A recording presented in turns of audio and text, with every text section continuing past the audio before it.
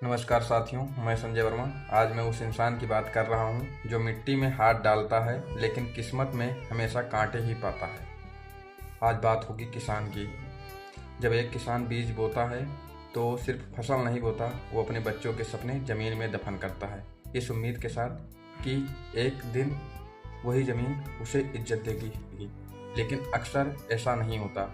कभी आसमान रूठ जाता है, कभी बादल धोखा दे जाते हैं, कभी सूखा, कभी बाढ़ और कभी ओले किसान की महीनों की मेहनत कुछ ही मिनटों में छीन लेते हैं।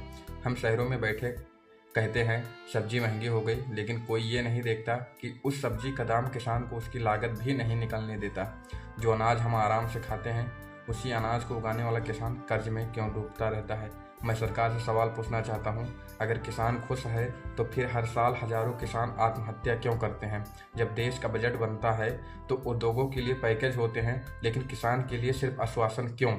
सरकार से मैं पूछना चाहता हूँ, क्या एमएसपी सिर्फ कागज के लिए है या जमीन पर भी लागू होती है। जब किसान लागत से नीचे फसल बेचने को मजबूर हो तो क्या विकास कहलाता है।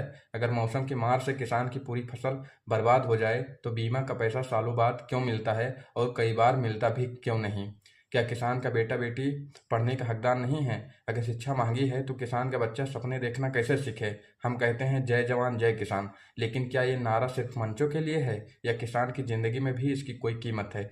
सरकार से आखिरी सवाल, जिस देश का किसान मजबूत नहीं, क्या वो देश सच में आत्मनिर्भर हो सकता है। अगर आप भी चाहते हैं कि ये सवाल सांसद तक पहुंचे तो इस वीडियो को लाइक कमेंट शेयर जरूर कीजिए, क्योंकि किसान इस देश की ताकत है और जिस दिन किसान रूठ गया उस दिन भारत माँ की आंगन में अन्न नहीं सिर्फ खामोशी बचेगी।